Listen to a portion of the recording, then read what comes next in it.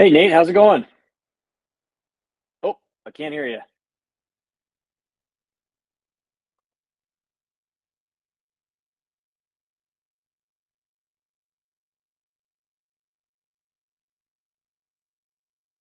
Shoot, I wonder if that's There you go.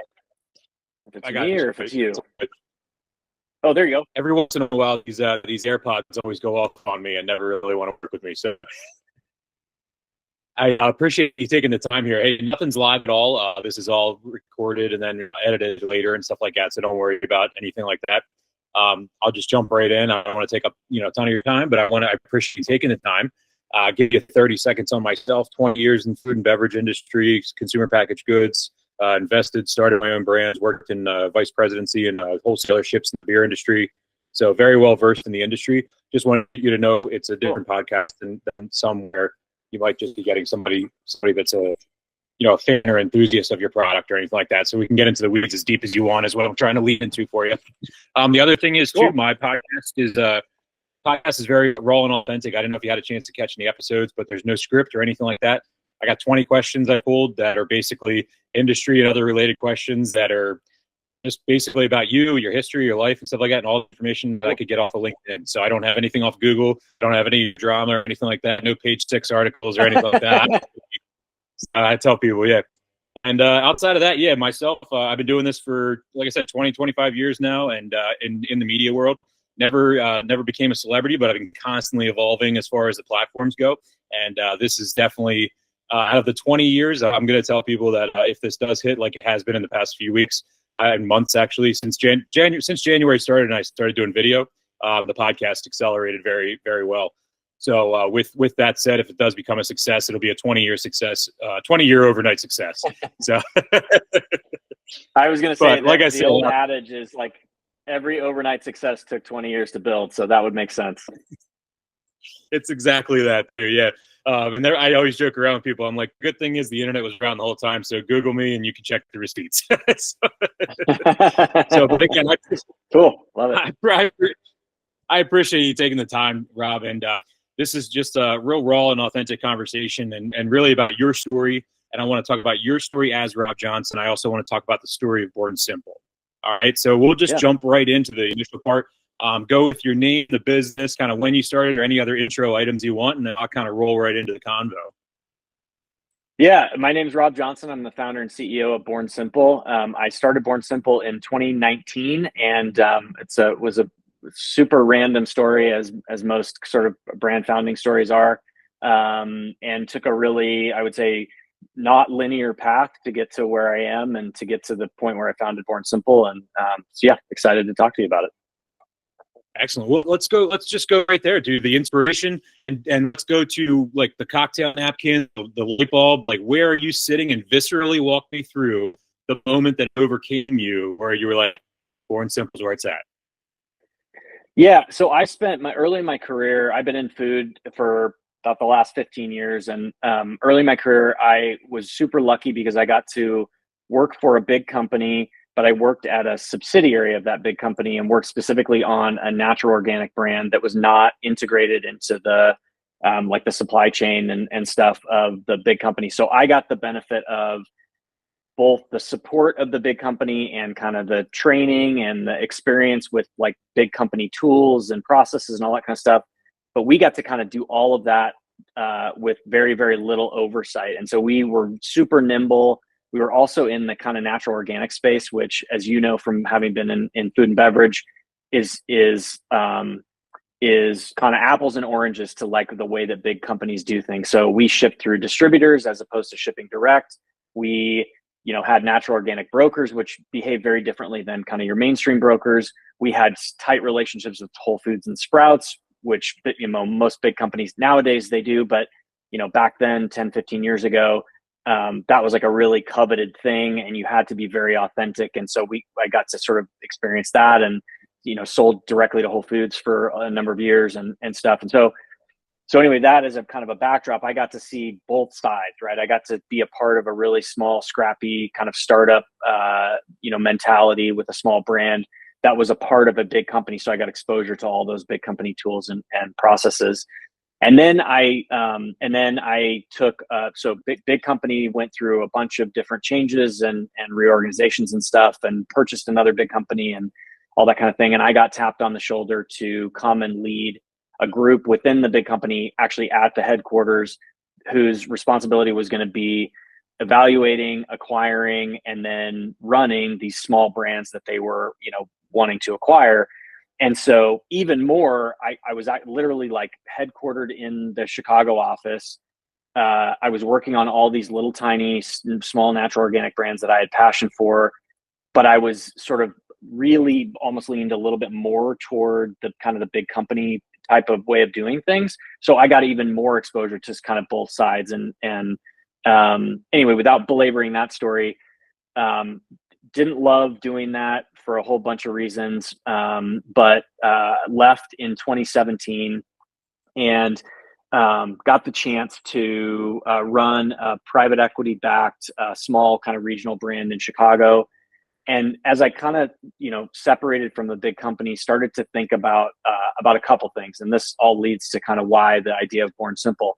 One was, it's sort of a like a common story now about big companies and innovation, how most big companies really, really struggle with innovation, primarily because they have these layers of process and systems that just don't lend themselves to being nimble and moving quickly and things like that. And so that was on my mind a lot. Like, why can't big companies do innovation better? Why can't they be more nimble and take advantage of trends more quickly and do all those kind of things?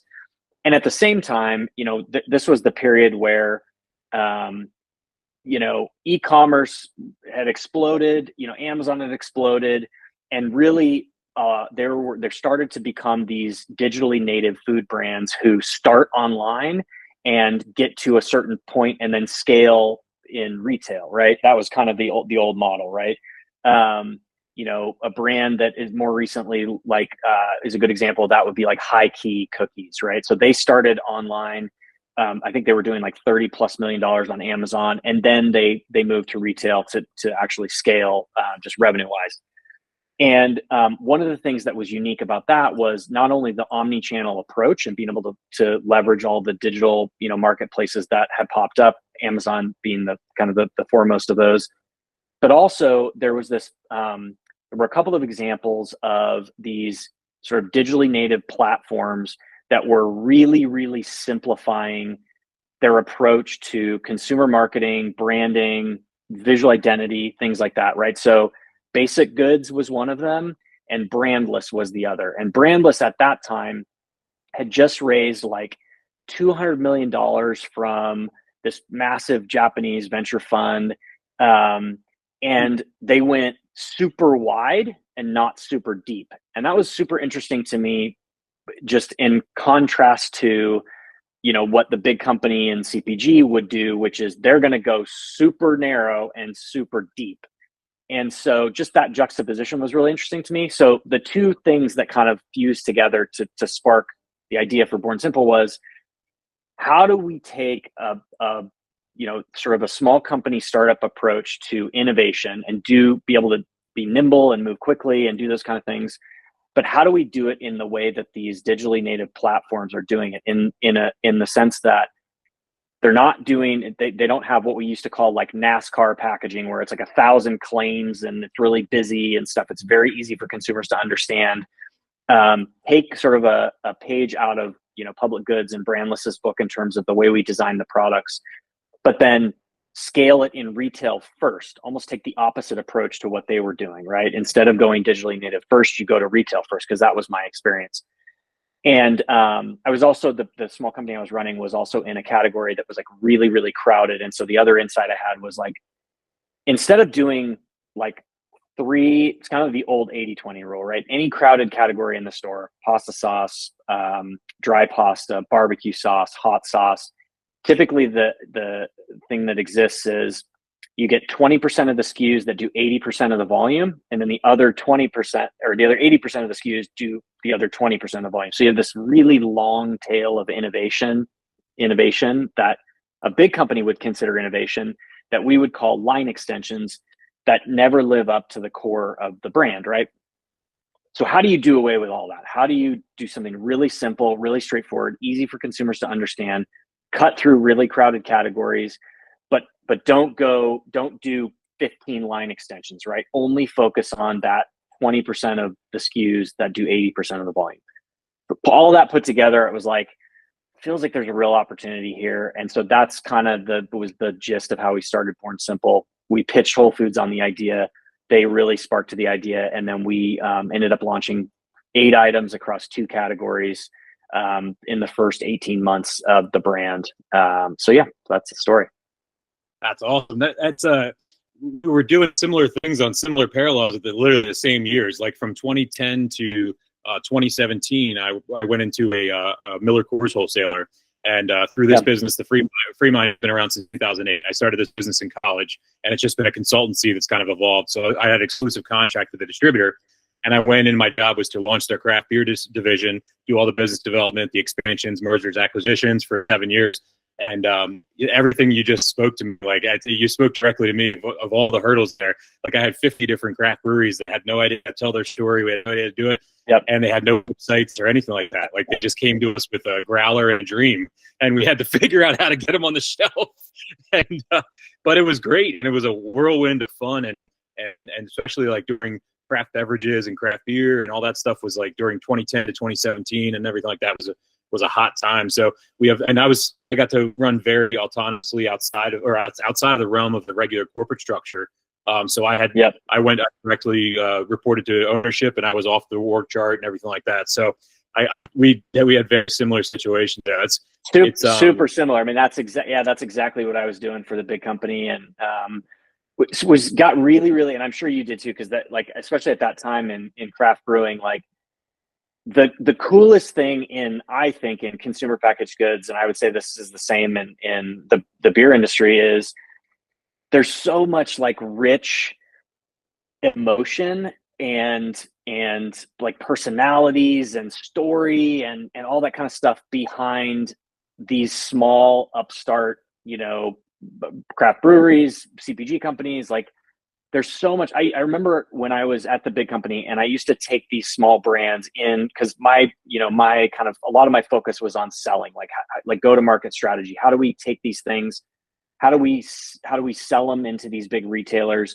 And the thing that separated these small brands from a huge brand was you can actually go in and have a conversation with a buyer about the founding story, the essence behind the brand. I used to tell this story because I'm a huge Boston Red Sox fan, and one of the brands that I worked on was headquartered in New Hampshire.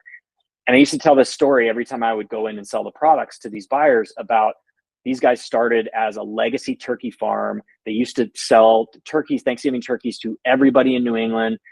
There's pictures of Ted Williams coming to the turkey farm and buying his Thanksgiving turkeys at this. I mean, it's just like things you would never, ever talk about if you're a big brand selling to a big retailer, right? We used to say big brands sell on rates and dates, and small brands and startups sell on story and heart and passion and all those kind of things.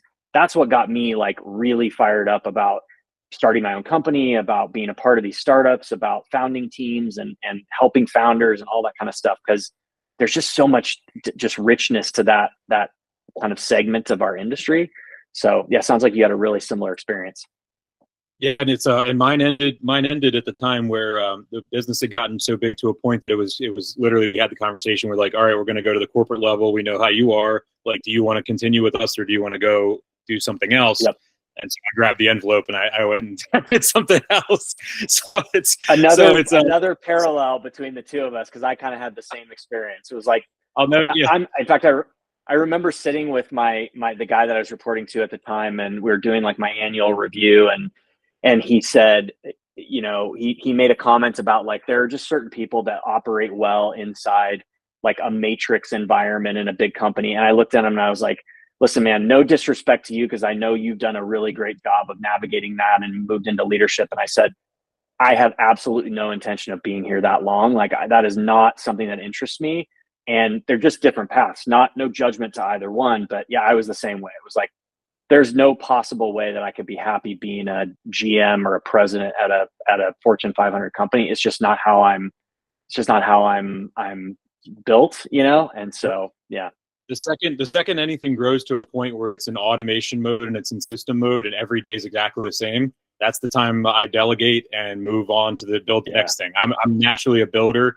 I get up every day to build something, whether it's some idea or some project. Doesn't have to be physical, whatever. But I can tell. That's one of the reasons I wanted to reach out to you and connect with you, because I saw your profile on LinkedIn. I'm like, man, it sounds like we were on parallel paths at the same time. And totally, it looks like age-wise, we're about the same age. I'm 39 in a week and a half, so we're right around the same age. I'm turning 40 in August, so I'm staring. There we go. So yeah, we're a year apart, man. Yeah. So I started. It's the same thing. I started the wholesale ships and all that stuff. And when you went through doing the Born Simple, your idea was the same as a lot of other things that we were doing. When I left there, I immediately jumped to do a soft pretzel company. So it's now called thepretzelcompany.com. They do national distribution, and they bake them. They bake the pretzels on the spot and then ship them out that same day. Oh, cool. They land in Alaska in 48 hours and all kinds of stuff. That was what I was doing towards the tail end there, like building that. When we went from a retail spot of about 1,300 square feet in York, Pennsylvania, to now this national thing that sells out in 45 minutes on QVC. I'm not a partner in that anymore. I sold my equity to run this business full time.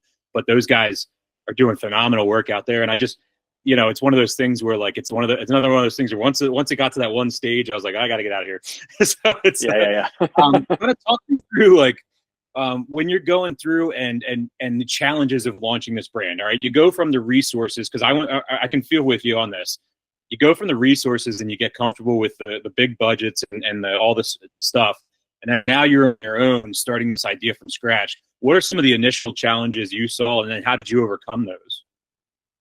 Yeah, I mean, I think, I benefited from, I've been, and I'd be the first to say, I've been crazy lucky in my career to get to sort of have that, like the dichotomy of experience in terms of being able to be on a small team at a startup and understand what that's like and what resources are there, and also have exposure and be on a team at a big company and being able to have both of those experiences like virtually simultaneously was a massive advantage to me that through really no intention or fault of my own was just kind of the place I landed. So, and that was total luck.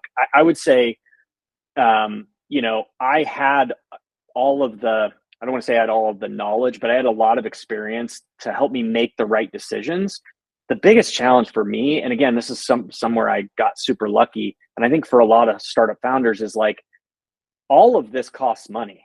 So where does that money come from? And I know this is such a rote, response to a question like this, but just take kind of the way that we launched the brand, right? So we launched 8 items across 2 categories at Whole Foods nationally. Whole Foods charges slotting, just like most every other retail customer, right? And that slotting typically looks something like, 1 free case of product. So you just start doing the math. Whole Foods has got 500 stores. You've got 8 items. A case of product costs, I don't know, let's call it $20. I mean, you're well into the hundreds of thousands of dollars in slotting, and that's just to get the product on the shelf. You haven't even sold anything at that point. Yeah. So all of this costs money. And so I guess the piece of my story that I left out is, the private equity group that hired me to run that small kind of regional brand in Chicago, I pitched this idea to them while I was employed as the CEO of that company. And they, to their credit, they backed me on it and they wrote the checks to do all of that stuff because they saw the potential. And then again, another stroke of luck, right? We were approached in 2020, late 2020, about being acquired by a big privately held Japanese company called Mizkan. And they have an American office, and the way that most people would know them is they own Ragu and Bertolli pasta sauce brands. And so we ended up doing that deal. And I don't know if most people remember, but 2020 and 2021 were like the heyday for getting outside funding for most startups, right? Both in tech and in CPG. It was crazy. And it was the zero interest rate era. People were throwing money around like it was going out of style. And the world was collapsing. Yeah, right. Yeah, this whole COVID thing. I mean, we'll probably never see another period like that in our lifetimes.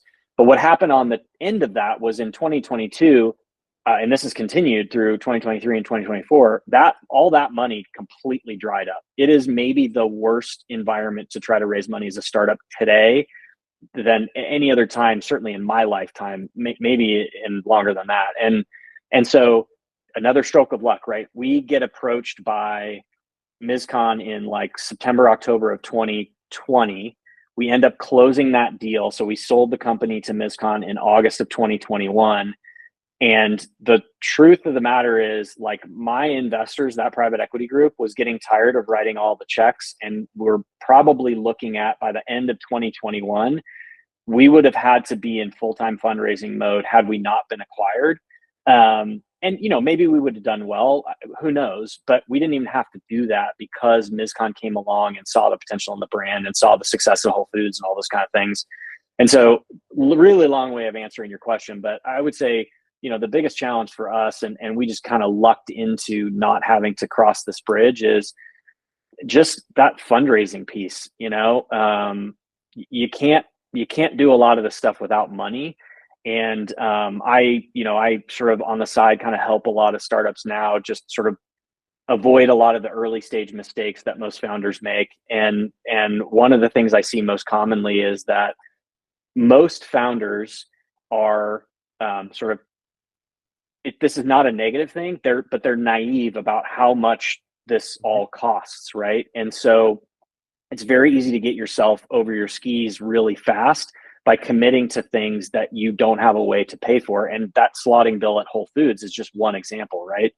The wrong time to be raising money is when you have an invoice sitting on your desk that you can't pay because you're already too late. And so anyway, it was probably that. And then, I think I wrote a note to you before we set this up about, my experience just being, one of the things I've learned throughout my career is the value of direct conversations and like radical honesty. I would say that is also something that at every stage of my career has been a consistent theme. And so there were a lot of personalities, it could be buyers, it could be investors, it could be, potential acquirers, those kind of things, because there's always a conversation happening underneath the conversation. And that can start to get really toxic. And I'm not necessarily referring to anything in particular, but I think one of the things I learned through that entire process was like, it's so much better to have really honest, really direct, even if they're uncomfortable conversations super early, rather than let those things fester and maybe make assumptions about what people mean or what their intentions are, only to then find out later that you may have miscalculated, and then you have to have a much worse, much more uncomfortable conversation later. So I'd say, yeah, those two things, probably the money piece, and then just trying to understand people's motivations and incentives and address those things directly. There's a lot of times on these episodes where I talk about how little you can start your own business, and I try to always elaborate with people because I get really fed up with these YouTube experts. They're like, start your business, make $100,000 doing nothing, and it's all bullshit. Because you have to spend $500,000, or $1,000 a month on PPC ads, and there's all this behind the scenes shit they don't talk about. Totally. And think about I was like 29 maybe or so, and I had a CPG brand I was invested in, and we had gotten into a national chain, and so we had like 600 or 700 PODs that were going out, and broker that set us up with it decided not to tell us about the float time of getting paid. And so we literally filled multiple tractor trailers, produced everything, bought equipment, built the whole order, because the order was going to make us, it was going to save our, or not save our business, it was going to be our business. Like, that was going to be it. And actually it took 16 months to get paid. And it almost turned into a detriment of the bit. Like, it then led to, at the same time we had done that, we had there was another similar location of retail, and we had bought that location as that person was retiring, and then put our brand into that location. And then shortly after that period, we had to close that location because we didn't have the money, because we still hadn't been paid for that massive trucks we had sent out. And I speak to it, and I still am sweating right now just retelling that, because I wasn't even 30 yet, and I was trying to figure that part out with a bunch of partners, and we didn't know what we were doing. I mean, we knew what we were doing, but we didn't know what we were doing. And I think at the end of the time, it's exactly what you just said. We underestimated the total capital that it takes to do things, and the float. That was the thing we didn't think about, and I didn't think about it naively because I came from the alcohol world where everything's payment on delivery, so everything's COD on delivery, and it completely wasn't even like terms aren't even a thing in my world. And I went into that helping them, and it was outside of the alcohol world. And it took 18 months to get paid, and it came about 4 weeks from bankrupting the entire business and all kinds of stuff. Yeah. But one of the things I think, as true entrepreneurs, we always get creative. Yeah, for sure. And there's a quote that one of the startup founders I worked with said that has never left my brain, and that is, he said, "You don't know what it feels like you don't really know what it's like to run a startup until you wake up on Monday without knowing how you're going to make payroll on Friday." And I think about this a lot, especially lately, and that is the kind of idea that there are certain lessons in starting a company that if you have good advisors, you can skip. You don't have to necessarily learn them the hard way. But one of the things I think, and I'm sure that somebody could write a book about this, but I think there are certain lessons that are just impossible to learn without learning them the hard way. It's kind of like you can't truly understand what it's like to have kids until you actually have kids. Your brain just, for whatever reason, will not allow you to actually understand what that's like. And I feel like there are some similarities in the startup game. Like there are just some things you can't learn until you have the experience and learn it the hard way, no matter how many people tell you. And if I had to pick one, it would be that financing one. For whatever reason, it just seems to be really consistent. Almost every founder goes through that, not underestimating the amount of capital that they need. So yeah, it's kind of a universal problem that way. Yeah. It's been 10 years since I ran into that, but that was a hard life lesson. And I always joke around that I was the kid that had to grab the stove 4 times before I realized it was hot. So yeah, it all works now. I try to tell people, I tell clients and stuff like that now that I'm like, I'll give you the rough and grit of it because I did all the mistakes for you. Yep. So when you go through your stuff with Born Simple, I think with Born Simple specifically, I want to talk a little bit about do you have a couple of minutes? I know we had 3:30 on. I don't know if you had 3:30 going. Yeah, no, I'm good. Okay. I wanted to talk about how you created the products and then orchestrated the portfolio, but also maintained the innovation and the quality. A lot of times, with financing and capital and constraints or things like that, we cut corners or we think about it. And it seems like your products are very much on the cutting line of both intersections in a perfect way. So kind of talk me through how intentional you are with the products and the portfolio and with everything, I guess. Yeah, I mean, this is another good example of making the mistakes to learn the lessons the hard way. And I was lucky in my career early on to, I'm sure my former bosses wouldn't love me saying this, but I got to make a lot of those mistakes with somebody else's money. Right. And so yeah, I can say the same thing. I mean, it's just the truth, right? I think you. Yeah, but they also, here's the thing, is you don't have to feel guilty about it. You don't have to feel guilty about it because unlike a lot of other people that would have worked there, you probably made them, I can feel comfortable. I made them millions of dollars that are for alcohol is in perpetuity because the contracts are. Yeah. So so for that, I always sit back and say, yeah, it was on their dime, but they benefited in the long run. They played the long game. And they won. That's super fair. And I've always taken the kind of approach that whatever my salary is or bonus or whatever my total comp that they're paying me is, I better return at least that to the organization. Otherwise, why am I employed? And that's just my responsibility as an employee, as a steward of the company, as a person that is getting a paycheck. But it's super fair. Yeah. I mean, I think, yeah, they ended up getting the better end of that deal. I can promise you.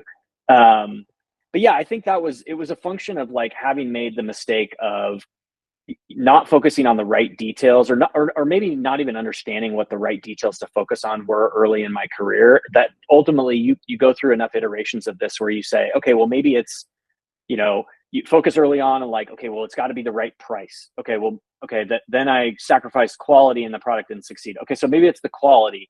Okay, well, now you have to have a combination of those two. And I know it sounds really kind of elementary, but there's a lot of that you just learn your way through over time after you do lots of product launches. And I spent a ton of my career in throughout, especially the first like 6 or 7 years, kind of being a subject matter expert in go-to-market strategy and launching new items and innovation. And so you make those mistakes a lot of times. You just learn over time what are the right things to focus on.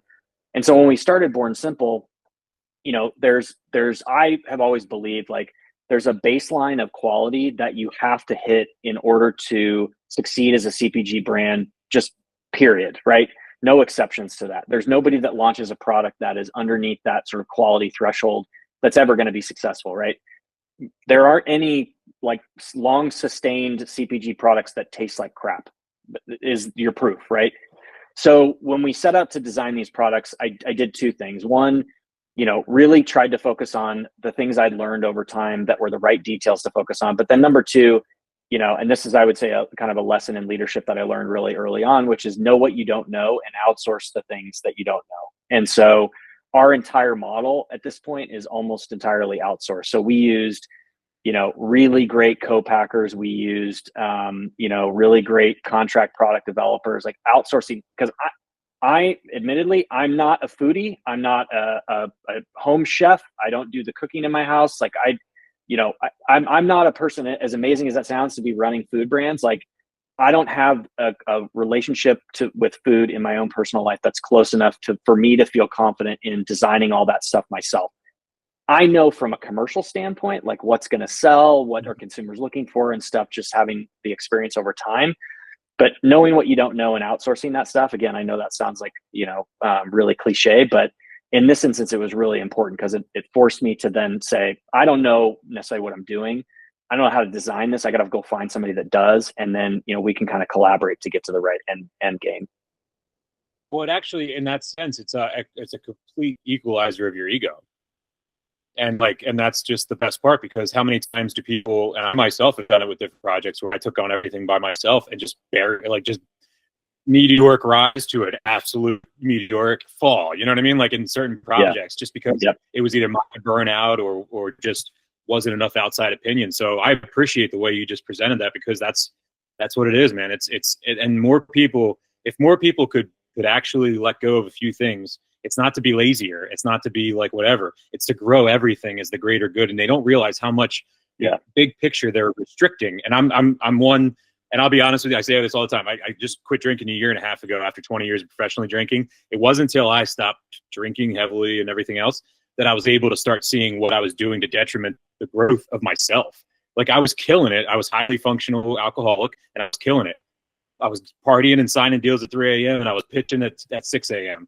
But it wasn't sustainable, and it wasn't growing the long term. It was just maintaining that success, and it was never going to the next level. And then there was the burnout because I wasn't going to the next level. And I try to tell people all the time, take your time, go through these steps, listen, get a sounding board. You don't have to pay these people. Find 5 people you trust, 3 people you trust, even if it's just one, and get them to just poke a hole in your system, because you can get I myself, man, I was doing so well for a while, and I was in my 20s. I was a vice president, and the ego hit hard, and I made so many mistakes as soon as the ego hit. And as soon as I was able to check that and get humble, I saw so many better opportunities that were out there. Yeah. Well, hey, congratulations on the year of sobriety. That's awesome, man. Oh, thanks, man. Yeah, thanks. It's been a long year coming.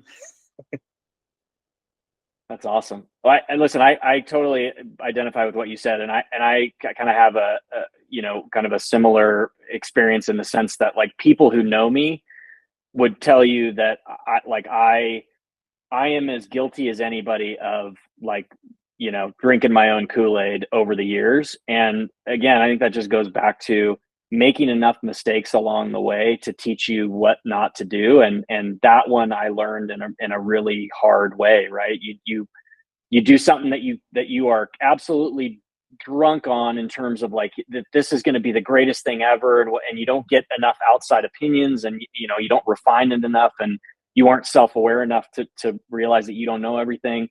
And maybe the launch goes well, and then it just dies a horrible death, and you really at the end of the day only have yourself to blame for that. And so especially we're about ready to launch by several orders of magnitude the biggest kind of product launch that we've ever had in our history this summer. We just got into two of the largest retailers in America that will be coming to shelves in the fall, and a big part of that success, I believe, is a function of trying really hard. In fact, I've gotten to the point where, like, when I talk about these things now, I'm almost habitually like knocking on wood or crossing my fingers or doing something superstitious, because I'm so afraid now of believing my own stuff that I almost go the opposite direction, where it's like, if I believe this is good, clearly I'm not thinking about it objectively enough, and I need a bunch of other opinions. And so hopefully that's one of the things that allows this next product launch to be successful, is that we have tested this and almost sort of sought out like negative feedback so we could continue to iterate and make it better and all those kind of things. And so, yeah, I can't say enough about like self-awareness and kind of looking in the mirror, and, I think all those things are super healthy. And it's one of those things too, like, I'm not sure for your history though, but like me, I was the first to go to college. So when I accelerated into those senior level positions, I had no fucking clue what was going on. I didn't know the lifestyle. I didn't know anything. I was in my 20s, and I had a smart head on my shoulders, and I was very personable. And I was sent all around the country to interview and recruit breweries and bring them and set up their distribution networks.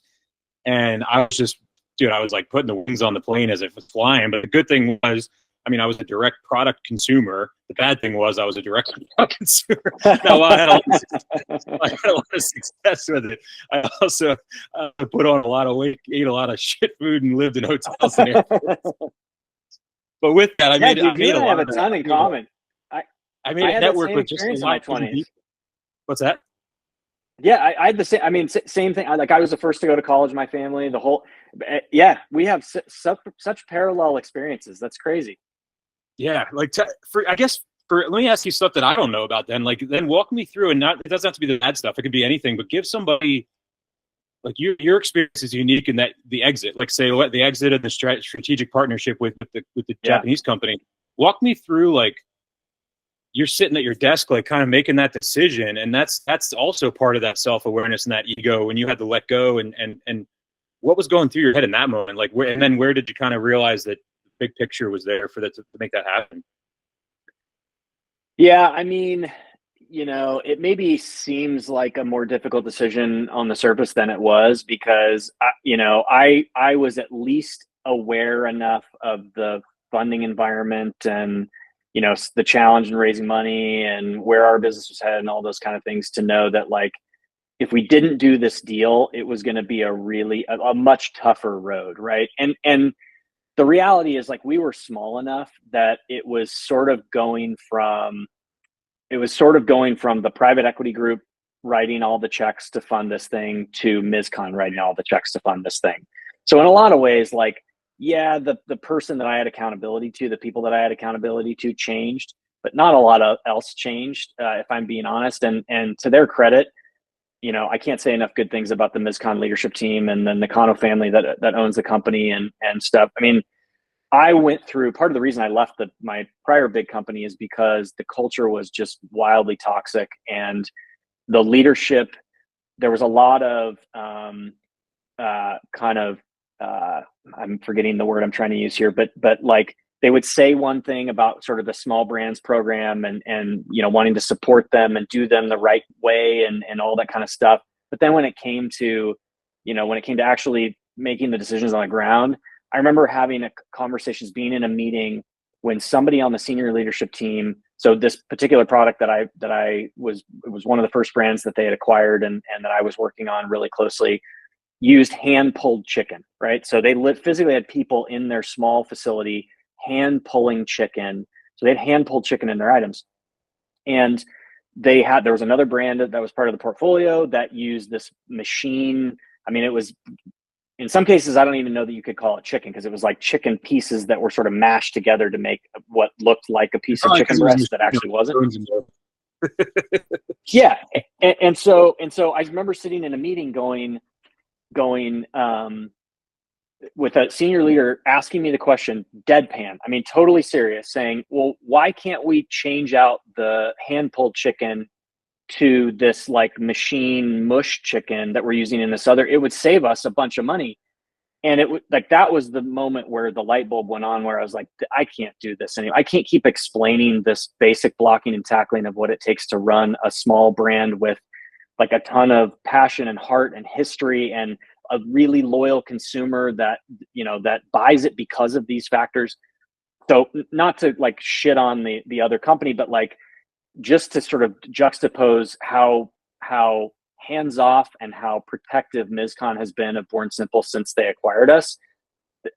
We never have any of those conversations, right? I think it's a factor. It's two factors. It's one, I think they have implicit trust in me, which I'm super grateful for, but also I think they have a better sense, because they're a private company, of like, the only people we need to satisfy with our results are ourselves and our board, instead of a bunch of public shareholders and the markets and all these investment analysts and all that kind of stuff, which sometimes muddies the water on those kind of things. But yeah, I've been super lucky in that way, because they really been hands off and have protected our ability to make the right decisions and do the right things for the business, even when it came, and it definitely has in some cases, at a financial cost to the performance of the business. Yeah, a lot of times these custom artisan handcrafted products, I mean, obviously they have a shorter margin and everything like that, but they have a long-term play to them, and it's kind of, you got to really see the big picture. Unfortunately, the traditional leadership that's been in a lot of places, there's traditional leadership in certain places that let's just say don't progress in a certain way. It's like, man, honestly, if you're running an organization and you can't just even trust, like, this is what I don't understand about like the work from home stuff. And if you can't if you're hiring people that you can't trust to do the right thing, why are you hiring them? Right? Like, it's that simple to me. I just don't understand. And an extra platform to be comfortable with, to just be like, you know what, fuck that situation, and not be worried about using the word fuck on YouTube. Because that's what's amazing, is everybody was afraid of YouTube. But you remember when we were kids, Comedy Central after 10 p.m., you'd have to wait till 10 p.m. to hear the F-bombs on South Park and stuff like that. And YouTube was trying to do that forever. You know what I mean? They were trying to keep it. And I think in the past ever since COVID, they gave up. They just, and then all they do is they've given up on curse words and on YouTube. And I just was like, you know what? Media is changing. People are being more honest. People are being more open. People are being more self-aware since COVID. And, spending 2 years or a year sitting there looking in the mirror makes you realize some things you don't like about yourself. So it's a great time for people to get out and reinvent themselves and change and learn a lot about the world around them.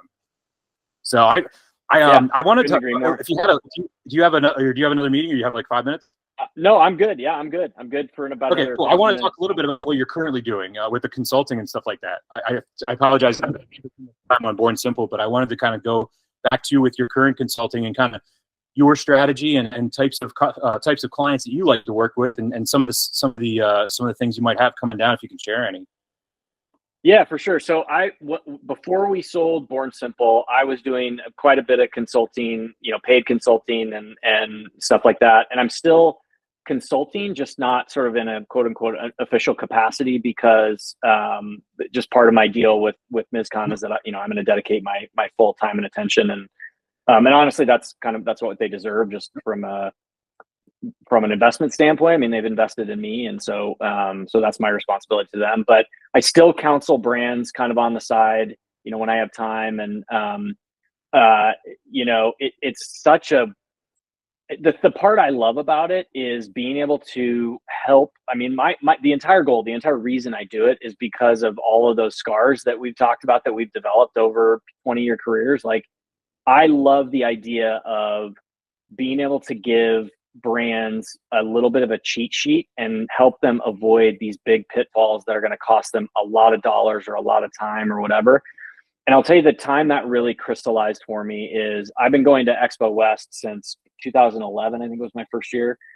And I remember like walking the show and talking to these, entrepreneurs, because I've been just fascinated, especially early in my career, like fascinated by people that took such a risk and like mortgaged their home. And I just I wanted to understand these people, and talking to these people who maybe had like these incredibly cool, very on trend, really delicious products, and asking like just barely below the surface questions about, their sales strategy, their trade strategy, their who are your distributors, all these kind of things, and getting like blank looks back. Like, I don't know what you're talking about. I don't know any of those words that you just used. You start running up annual business plan meeting, monthly business plan, MBMs, like and QBR.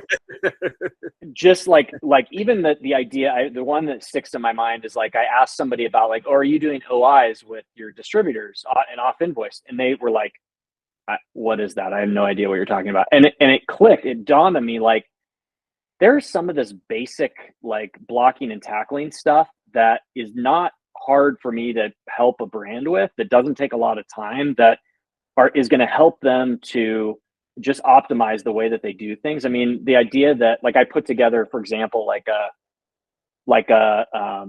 trade calculator, right? Like a promotions calculator, and it goes by customer and it auto populate, all this kind of stuff, just as like a thing. Cause I kept working with these brands that didn't track their trade. First of all, didn't know that they needed to do trade promotions, which is the first problem. And then beyond that, like, had obviously no way to track them or understand what it was going to cost or any of those kind of things. So I sort of created it out of a need for these people that I was talking to.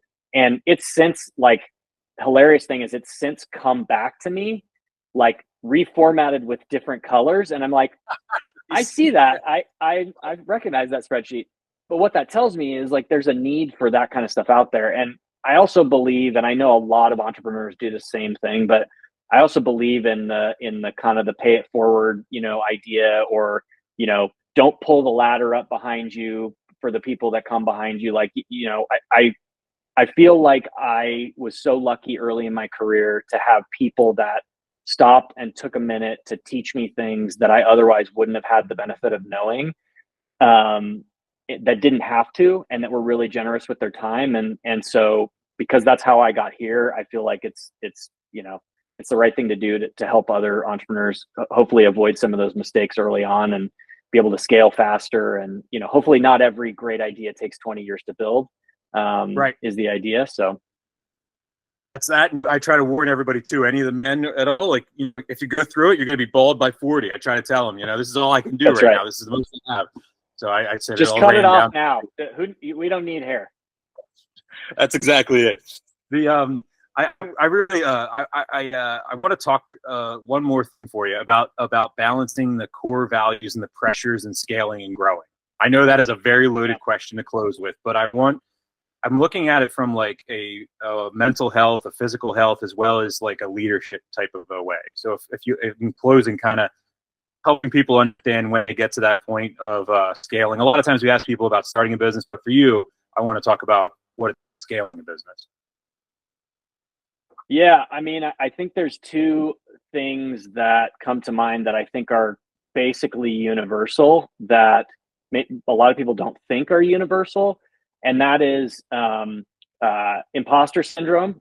So I don't care how many times, how high in an organization somebody gets, how many times they've been through it, how many companies they've started, how much success they've had, unless you are a clinical narcissist, everyone has imposter syndrome. No one, I'm saying no one as an absolute, no one believes that they are, or at least has a shade of doubt that they either deserve to be where they are, or are capable of being where they are, or any of those kind of things. And the nice thing about sort of that as a universal concept is, like, we're all struggling with the same thing. I don't think I've ever talked to an entrepreneur, successful or otherwise, in my life that doesn't have some sort of like self-doubt or this imposter syndrome thing or whatever. So I guess that's just understanding that, like, everybody's going through that, and hearing that sort of universally from other entrepreneurs that I talk to is kind of helps me to calm that element in myself, because it's like, hey, just focus on the next first down. Like, you don't have to be God's gift to entrepreneurs. You don't have to be God's gift to food or CPG or sales or any of those things. Just take the next step forward and you'll figure it out, right? That's one thing. And then the other thing I think that's kind of another universal sort of characteristic of entrepreneurs, or experience of entrepreneurs, that I think is getting talked about more and more, is this, like, the entrepreneurial journey, at least in my experience and the people that I know, is really like very punctuated by highs and lows, right? So you might wake up in the morning and find out that you got distribution at a big chain, and your revenue is going to go through the roof and be on top of the world. And by 4 o'clock that day, you might find out that your co-packer is going to short product. And so I've literally gone, and I mean, this is almost like a weekly occurrence, right? Go one day from, oh my God, this is going to be $100 million business and I'm going to retire with fuck you money, to we're going to be out of business like in a matter of months. Like those two things can happen within the same day, and oftentimes are like some version of that is happening multiple times a week. And so I think, and I don't remember who I recently saw like on Instagram saying this, but don't get too high from the highs and don't get too low from the lows, because if there's one sort of guarantee in the founder's journey, it's that you're going to have massive highs and really low lows, and that's just part of building a business, right? Things go wrong, things go well. It's just so just recognizing that, like, if I'm feeling really good about things, temper those emotions. If I'm feeling really shitty about things, temper those emotions. And I guess the last thing I'd say about that is, community is the medicine that solves all ills, as far as like just the psychological impact of being an entrepreneur and being a founder, because the more people you talk to that are in a similar boat, the more you realize you're all going through some version of the same shit. And just knowing that other people are out there, that you're not alone going through it, I would think really, really helps.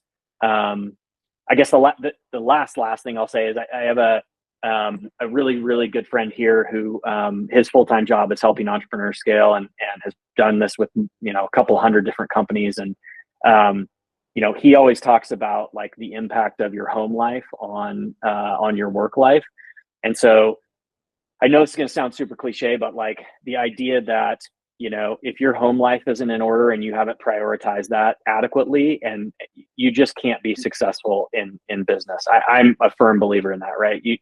Or said a better way, it's going to be a self-inflicted wound to your success in business if your home life is shitty. Doesn't mean you can't succeed, but like, you just kind of got to take things in perspective, right? And back to the very, very first thing that we talked about when we got on this podcast, every overnight success took 20 years to build. So don't get too caught up in, I got to win now. I got to get to 10 million tomorrow. I got to blah, blah, blah. Like, one step, the next step, what's the next first down? What's the next thing I got to do? What's the next, just focus on like the consistent effort, and the consistent effort over a long period of time is what's ultimately going to get you to your goal. And I think the biggest thing that our industry has done to damage the perception of the founder's journey is focus on, the 1% of stories that are these wild overnight successes, right? The liquid deaths and the halo tops, and that shit never fucking happens. So get it out of your mind. You are not going to be the next liquid death. You're not going to be the next halo top. And guess what? You don't need to be, right? There's lots of businesses. Go back and listen to the How I Built This episodes with John Foraker from when he built Annie's, or these people that, back to the original point, like, we're toiling at this thing for 20 years and had multiple times when the company was guaranteed to fail, somehow managed to get through it, and just keep putting one foot in front of the other. And so, it's consistency, man. It's consistency, it's community, and realizing that, everybody else is going through some version of the same thing. So, don't get too caught up in the highs and lows. I like to joke around with people that are around my same age group that I want to burn all the copies of Entrepreneur and Inc. magazine, because they've totally manipulated things when we were growing up. I had all the subscriptions, and it gave me none of the pitfalls and all the glory. Totally. Exactly. Yep. 100%. It's so terrible. Thank you so much for your time today and participating. I know it's not easy to hop on a Zoom call and meet somebody when you're being recorded and you have no idea what they want to talk about. I appreciate the fact that it's a true testament to your personality and the type of person you are. Everything you just told me is not a surprise, because types of people that jump on a call and are willing to hop on this are just that type of person. And I really want to compliment you. I want to thank you for doing what you're doing. And I just look forward to following your journey and staying in touch with you as well. So, yeah, man, thanks for having me. This was super fun. Awesome. Thanks so much, Rob. You have a great rest of your day. You take care. All right, man. You too. If you have a story to share or you know someone with an inspiring journey, the Freemind Podcast wants to hear from you. Submit your story or nominate somebody to be our next guest. Check out our website, thefreemindpodcast.com, and be a part of the conversation that truly matters.